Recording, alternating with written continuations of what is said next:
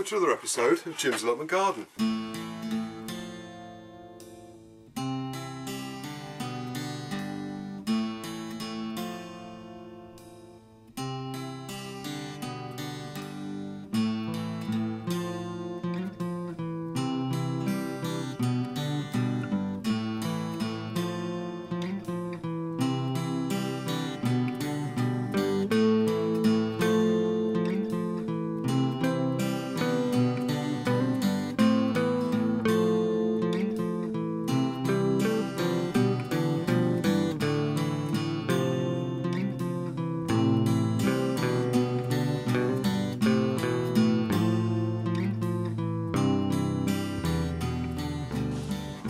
Now, I don't know if you can remember back in the early part of the year where I actually took some lavender cuttings, and it was at the start of this year, and as you can see they've all started to grow. I've got a little bit of grass in there, so what I'm basically going to do is I've just watered them, and I'm just going to sort of gently sort of tease them apart. Now obviously the soil that I struck the cuttings in was quite sandy. If you remember, it was a kind of 50-50 mixture of sort of potting compost and sharp sand, which was just the you know, the kind of sand that you get for sand pits or stuff like that. You know, you don't have to go out and buy anything that's too expensive. But as you can see, there's a really nice root system that's formed on all of these. So I'm just getting basically the grass out of the way. So what I'm going to do now is, as you can see, the woody part there. That's the original cutting, and obviously all of this new sort of shoots here coming out, that's all the new growth from this year. So what I'm going to do now is just pop them up into sort of 3-inch pots, and I'm just making sure that the roots are nice and sort of spread out, and I'm basically just firming them in. Obviously it's going in the middle of the pot now. When we were striking the cuttings, obviously we were putting them up the side. So now they should be in these pots now for sort of not too long. Hopefully, obviously they'll fill these pots with root, and before we know, you know, we'll be potting these up into bigger pots. I mean, that one really, you could potentially put that in a bigger pot now, to be honest, with the root system on there. I'm quite surprised how many roots there are on these. I wasn't expecting quite that many, but they've struck really well. Now, if you compare these to the seed. If you remember, we were doing a little bit of an experiment. I started to grow some lavender from seed about, I think it was 2 years ago I actually started it. And to be honest with you, it's been absolutely terrible. The you know, the rate of growth on there has been not very well at all. In fact, these are actually bigger now than the ones that I grew from seed 2 years ago. So if you ever want lavender, I would most certainly recommend you do it from a cutting, because as you can see, that's formed from a cutting. They're looking a little bit wilted because they got a little bit dry today. I took them out of the side last night, and unfortunately they've been in the sun today, so they've got a little bit wilted. So I've just given a little bit of water, and when I'm just to, you know, so they separate out. And I've potted these up now in some fresh compost, and what I'll do is I'll give these a really good watering in a few moments, just to water them in, and these will soon pick up. So that's the first 4, and I've got another 4 here, which I'll basically do. But you can see the roots are formed really well, and all you need to do is sort of gently sort of tease them apart by putting your thumb in the middle like that and just sort of pulling them apart. Unfortunately, there's a reasonable amount of grass that's grown in these, but the roots in there, I can assure you, are or at least most of them are so there's one nice little lavender plant again. I think there's actually 3 in here. I thought there was 4 in both, but so I'm just pulling the grass away and trying not to damage the lavender plant. So that one there, just take your time and pull them apart slowly. And there's obviously another one there, a little teeny bit of, I thought that was black fly, it's just a bit of compost. So what I'll do is I'll just pot these up in exactly the same way as I did the others, and I'll show you what they look like in a few moments when I've got them all done. And there they're all potted up, so what I'm going to do is just give them a little bit of water now. They are looking a little bit sorry for themselves, to be honest with you, because I say they've been a bit wilty today. Now, because of the roots that I've just seen on these, what I'm going to do is leave them in here for say a month or so, and then what I will be doing is sort of potting them up into a bigger pot. Now really I could have put these, to be honest with you, in a larger pot straight away because of the root system on there. I was quite surprised. So what I'll be doing is taking them from there and putting them in a pot probably about that size. Now that seems to be quite a big step, but what I want to do is to put them in these and let them overwinter and develop a really good root stock. Now normally what I would do is have something halfway for these, but what I want to do is plant them in here to overwinter them basically, so you know, so basically they'll be able to form the roots, and then as soon as the spring comes I'll be putting these outside.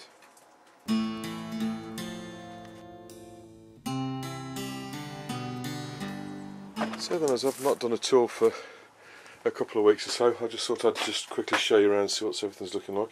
So in the greenhouse, as you can see, the tomatoes are doing pretty well. I've got a couple of leaves going a little bit yellow at the bottom, which I'm going to pull off in the next week or so. Obviously that was that one that I showed you in the last episode that have come out. I've actually got some of the cherry tomatoes ripening at the bottom. Now those are the ones that I grew from the seed that I saved from last year, if you remember. So as you can see, there's plenty of tomatoes growing all over it, and I've actually taken the top out now, so there's this last little one at the top, and then I've basically taken the top out of there. I've taken the top out of a few of the others as well, but the tomatoes are doing pretty well up there. This is the ginger. As you can see, that this one's I don't know what's happening with this one, to be honest with you. Seems to be struggling, that one on the side, but this one is growing great guns.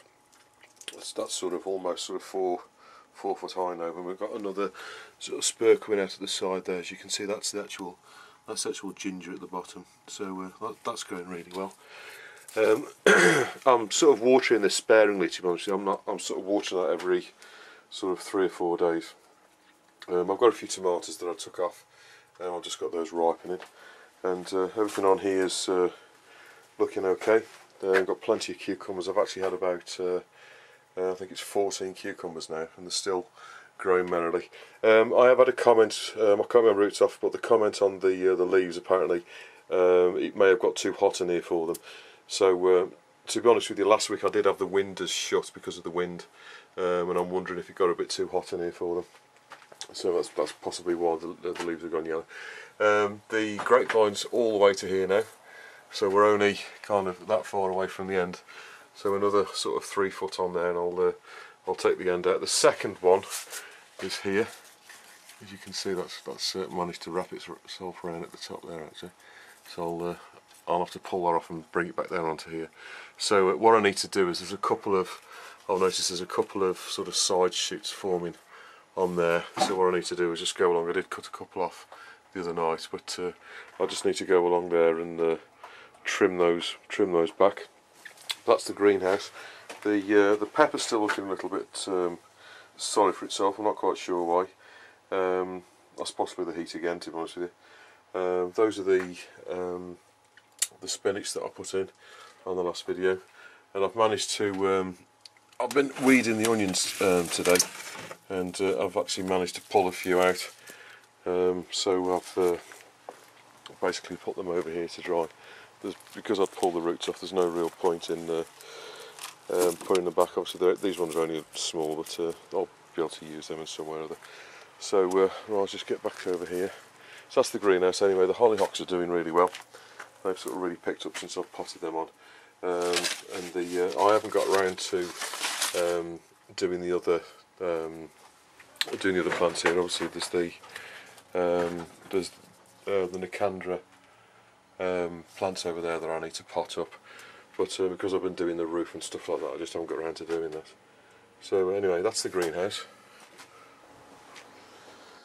Okay, and this is the herbs. As you can see, the oregano is still in flower. These 3 hydrangeas are doing really well. They need a little bit of water. I'll water those in a moment. Herbs I think have gone to seed, to be honest with you. These the basil and the thyme and that down there, but what I'll be doing is harvesting that before too much longer, sort of pulling all the leaves off, chopping them all up, so I think it'll be okay anyway. Right, coming out here, and I'm in the process of tidying all this out. As you can see, the various things have gone from here. What I'm going to be doing is cleaning this out in the next week or so, and planting the carrots for Christmas. So they're going to be going in. I need to cut the chives down so they'll come again. The tomatoes here are doing quite well. As you can see, this one here is just starting to ripen off. The asparagus is run to seed. As you can see, the seeds are just starting to, look at this one here, that's just starting to ripen. There. I've done a bit of weeding, but there's still loads of weeds in there, to be honest with you. Some flowers I showed you in the last video, I've tied those up, and I've tied all the raspberries back as well. These were all sort of growing out, so what I've done is I've tied those up and put them straight. Now I've done a load of weeding here today, even though there's still some weeds here. I need to get onto that later this week, but I've fetched out, just from these potatoes here and the onions at the bottom there, I've actually taken out 9 barrows full of weeds, and I've basically filled 2.5 big black bins with weeds, and that's all sort of squashed down and chopped down. But as you can see, the potatoes are really starting to go over now, as you can see these here. So most certainly these will be ready to dig out soon. I'm just going to wait for these ones to sort of die down. Now these two here were the two that were suffering, if you remember.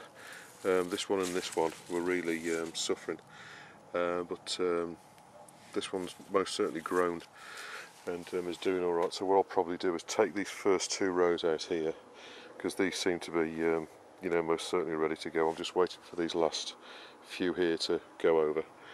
So what I'll probably do is start at the other end and dig those out first, and all being well, these will be okay.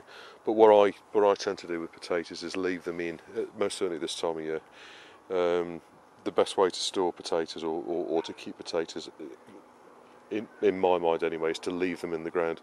You're much better off leaving them in the ground than fetching them all out, because I think as soon as you fetch them out the ground, really most certainly this time of the year anyway, you know, they are going to start going over.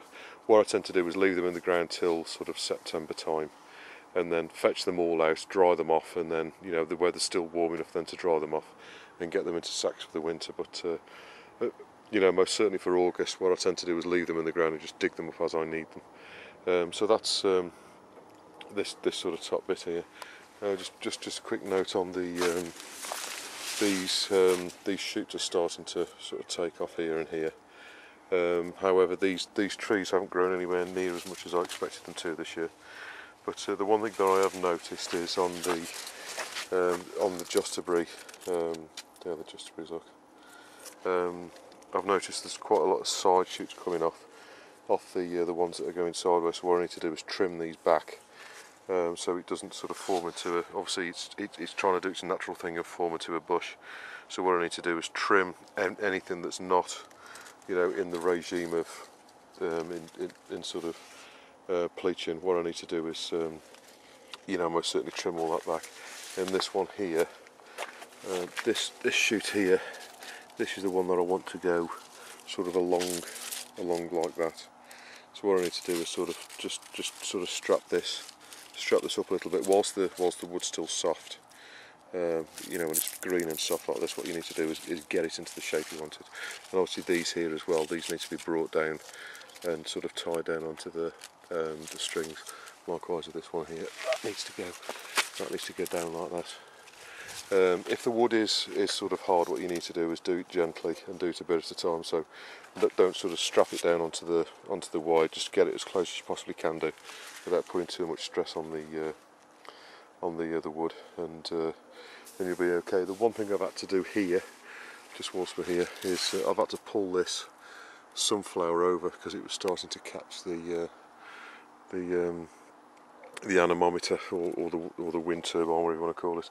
So I've had to pull this over a little bit, and like I showed you in the last video, these are also starting to split. Now the ground's quite dry here because I've not got round to watering it today, but I'll most certainly be giving this a good watering tomorrow night. Right, just going back to the path. So just going up here, that's obviously we've already spoke about the potatoes. The sweet potatoes, this one's really starting to take off now. It's really starting to fill the bucket. This one is still a bit slow. Loads of courgettes. Courgettes are doing really well. What I need to do is get some more sort of chicken straw and that around these, just to hold the moisture in a bit. But we have had the last week or so has been really dry. But what I'm going to be doing with these two sweet potatoes, sorry, just quickly going back to these, I'm going to be putting these in the greenhouse before too much longer. So I'm obviously trying to get the longest season. So I've kind of weeded up the other side a bit better, but obviously these bits in the middle here need to be taken out. Now the onions, this is possibly the first time I've seen all the onions for a couple of months, but I've taken out a load of weed out of here. I mean, the weed was up, you know, up to sort of 3 or 4 foot high, but it was like this basically. But I've got all of that out. Sweet peas are doing well. Just quickly take you around in here.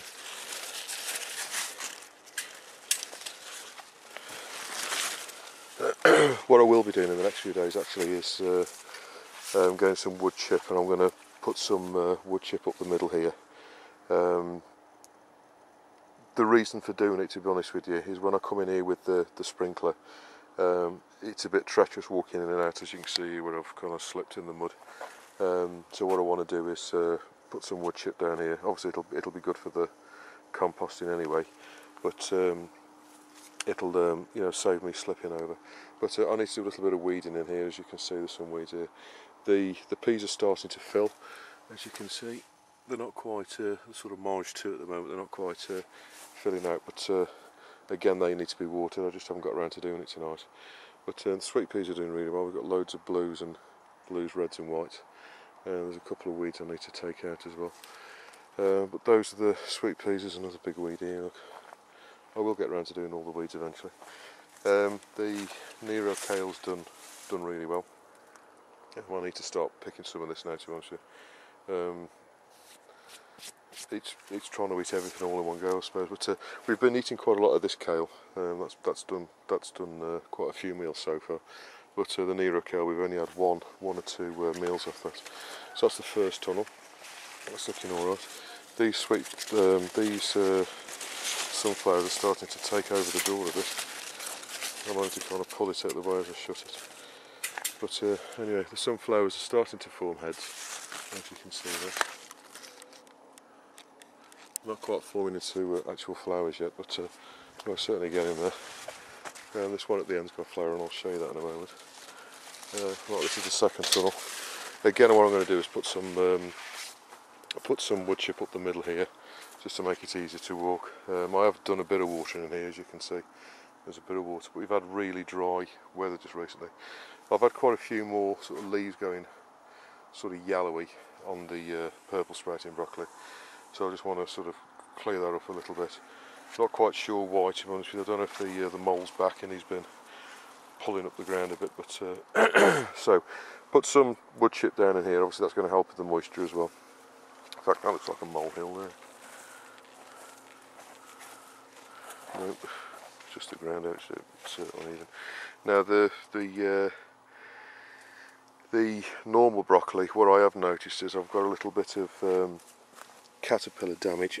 Now I thought I'd got all the caterpillars off these, but I've noticed there's a bit more caterpillar damage on there. It's always worthwhile checking these most certainly when they're young. I can't see any caterpillars on there. But anyway, they look like eggs on there. No, they're not. So no, I can't see any caterpillars, but there's most certainly damage on there. The problem is with the caterpillars, some of them are really small. But this is the first batch that went in. As you can see, they're kind of about 18 inches tall now. This is the second batch that went in. But they're all doing really well. They need a bit more water than perhaps they've had, to be honest with you. But as you know, I've been busy doing the roof, so I've not been able to get up and perhaps water as much as I would have liked. But anyway, this is the second tunnel.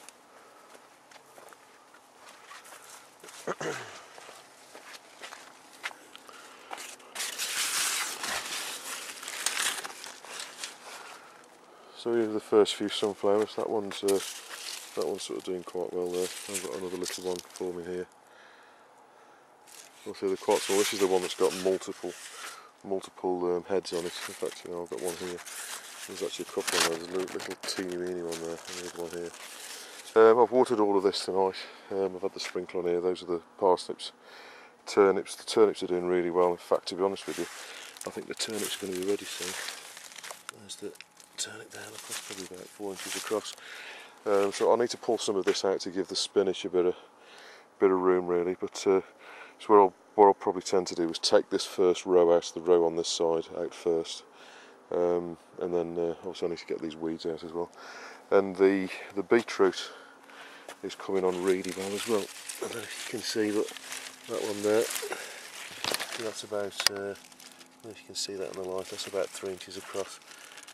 So, and there's some more up here I noticed the other day when I was watering. The rhubarb is coming back. As you can see, I'm getting fresh rhubarb coming through at the moment.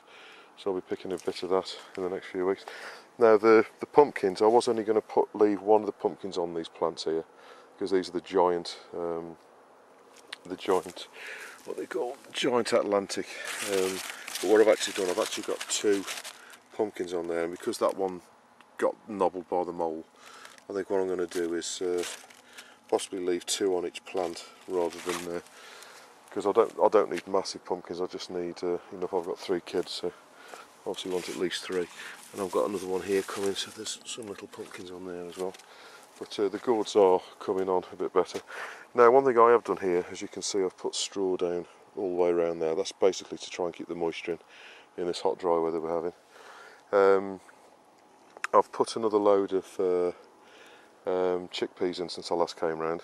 Sorry, they're the chickpeas. These are the lentils. I have put another load of lentils in. I don't know if you can see, most certainly the ones at the top there are new, and all these ones in the middle, these basically the larger plants, these here.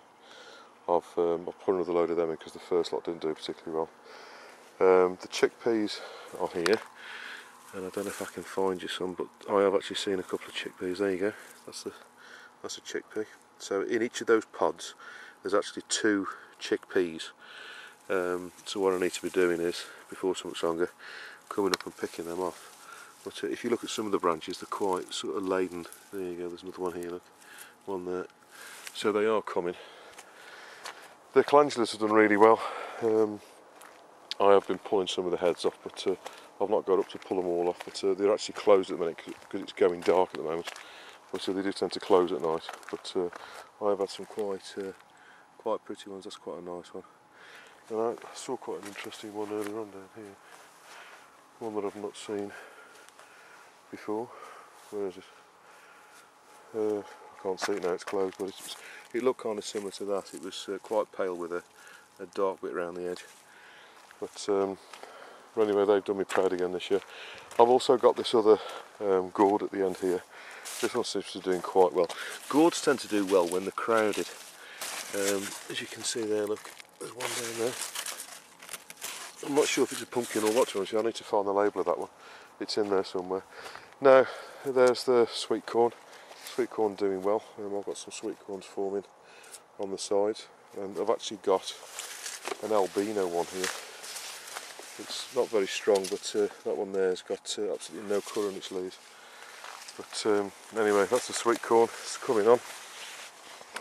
Now the beans are most certainly coming now. I'm getting loads. I've actually picked a load today. Just trying to find some that I've not picked. You can see here, look, there's loads coming. Obviously these are the younger ones. Now I've actually chopped up and blanched and frozen. Yeah, there's one. Look. I think it's 5 kilos so far of beans, and all I do basically, it's easy to do. So all you do is get the bean, and then what I do with my right hand is basically hold the knife, and then feed the bean in with your other hand, and basically chop it between your so the knife's in your hand, if you like, with the blade facing towards you, and then just push down. Obviously don't get a knife that's too sort of sharp, otherwise you'll end up cutting your thumb. But I just basically chop it like that, and then chop them all up, and then I blanch them in but slightly salted water for about 2 minutes, and then basically boil the water up, and then drop all the beans in the boiling water, and then as soon as they've been in there for 2 minutes, bring them back up to the boil, obviously, a couple of minutes, and then chuck them into cold water, and then to stop the cooking process obviously. And then as soon as they've cooled down, then what you can do is basically bag them up on. I typically bag them up into 1 kilo bags, and then put them in the freezer, and then they'll keep in the freezer for 6 months or so. So that's why I grow so many beans. There's one here I've missed, look. But there's another one here I've missed. You always end up missing some of the beans. What I tend to do is, if I've missed them, I'll bring them closer to the front so I'll see them next time. But anyway, that's the beans. As you can see, they're doing reasonably well. Nowhere near as good as they were last year, but as I say, it's been a funny old year weather-wise. Here the other side of the onions again. This is where I've done a load of weeding. Inadvertently pulled a few of the onions out, and I've weeded all of these potatoes here as well. I just need to get that middle bit sorted out now, and then I'm sort of pretty much back on track. We've had loads of courgettes, absolutely loads of them. What you can do with courgettes, if you've got chickens and they've gone a bit too far, like perhaps this one has here, that's kind of borderline there, is cut them in half and give them to your chickens. They'll most certainly thank you for that. If they do go a bit too far, what I tend to do is, because within a couple of days, they've gone from just about right, which is probably about that big, to too far. So if you've not used it up, take it off the plant. Don't leave it on the plant, because obviously that'll encourage the plant to run to seed. But well, not run to seed, but go over. So as soon as they get to kind of that big, pull them off, chop them in half, and then just give them to the chickens. And the chickens will go through them like a dose of salt, so they really will enjoy them. But I need to come up here and take off there's a couple of big ones here as well that I need to take off and give the chickens. But that's what the potatoes looking like. I know I'm running out of light quite rapidly now. We've had loads of raspberries. The raspberries are, as you can see, look, they're nice. And raspberries are always eaten best straight off the plant. But I've tied all these up here, and as you can see, they're not this bit here. I need to put some more plants in here. So what I might well do is transfer these plants on this side to here at the end of the year. Obviously it's the wrong time of the year. The strawberries are finished. We ended up with I think it was 9.5 kilos of strawberries we had out of here, which is pretty good. It wasn't as good as last year. We had I can't remember when it was last year. It was most certainly more than that. But I've got a bit of bindweed in here. As you can see, I've been pulling at it when I was taking the strawberries out. But what I need to do now is take these cages off and pull all this bindweed out and get rid of it, to be honest with you, and clean it up. What I may well do is, when I get some time, is take all of this out, dig all the ground over, get all the weeds out, and then reinstate the plants that are any good, and the ones that aren't any good, fetch them out, and then put some fresh plants in. But I'm hoping to do that. What I might do is do half of it and then the other half. But we'll see how we go, because that far half there, tends to be isn't quite as strong as this half. So what I might do is leave this half this year, and then dig that half over there, and then put the plants from here over there, and then vice versa. You know what I mean? So anyway, that's the allotment at this side. I think I've already shown you these onions that I've fetched out already. The hollyhocks have done really well again. They've got all the way to the top now. So these will start to die before too much longer. It's a shame they don't last a little bit longer than they do. But as soon as they've got to the top, I'll be taking some of the seed, and then I'll be chopping these long bits off, and then they'll be good for next year. But that's what the allotment looks like at the end of July.